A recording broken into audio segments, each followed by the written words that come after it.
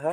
সে 1971 সালে যুদ্ধ করেছেন এবং সেই শৈশবকাল থেকেই জিন পালন করে থাকে। তার বাড়ির আশপাশে হাজার হাজার জিন পরি থাকে, হাজির করে, এবং কারোর কোনো অসুখ হলে সেই জিন হাজির করেই কিন্তু চিকিৎসা প্রদান করে থাকে। আপনারা দেখতে পাচ্ছেন রামদেব দা, জন্তিহার, ফরিদপুর, পাবনা, একজন মুক্তিযোদ্ধা, এবং প্রচুর রুগী নাটোর, রাজশাহী, সিরাজগঞ্জ বিভিন্ন এলাকা থেকে এসে হাজির হয়। এখন আমরা দুইজন জিনের আসর ধরা রুগী, আমরা যে সেই পাঁচমঙ্গল থেকে এসেছে, মধ্যবঙ্গল থেকে এসেছে। তাহলে স্যার, রামদেববার চিকিৎসা কেমন? খুব ভালো কবিরাজ, আমাদের গ্রামের ছেলে খুব ভালো চিকিৎসা দেয়। খুব ভালো চিকিৎসা দেয়। আচ্ছা, আমরা শুনেছি যে জিন তার দুই কাঁধে চড়ে সবসময় হাঁটে এবং বয়স কিন্তু এখন 85 বছর বয়স, তারপরে কিন্তু সবসময় হাস্য উজ্জ্বল। তো রামদেব ভাই কেমন আছেন আপনি? কেমন আছেন আপনি? বাবা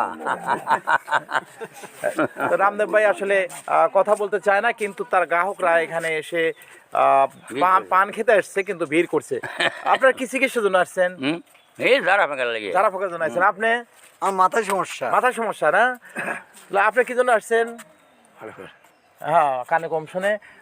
তাহলে রামদেব ভাইয়ের চিকিৎসা কেমন? চিকিৎসা খুব ভালো, ভালো। হ্যাঁ, তাতে পয়সাও তুলে না, কারণ মাগনা চিকিৎসা করে।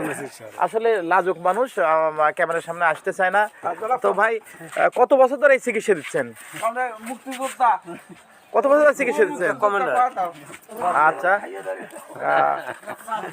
রামদেব ভাইয়ের চিকিৎসা কেমন? খুব ভালো। খুব ভালো, ধন্যবাদ। আসলে আপনারা যদি এই জিন পড়ি অথবা কারো বাচ্চা কাচ্চা হয় না, তারপর জন্ডিস, আমাশা, সব ধরনের গাছ কিন্তু প্রদান করে থাকে।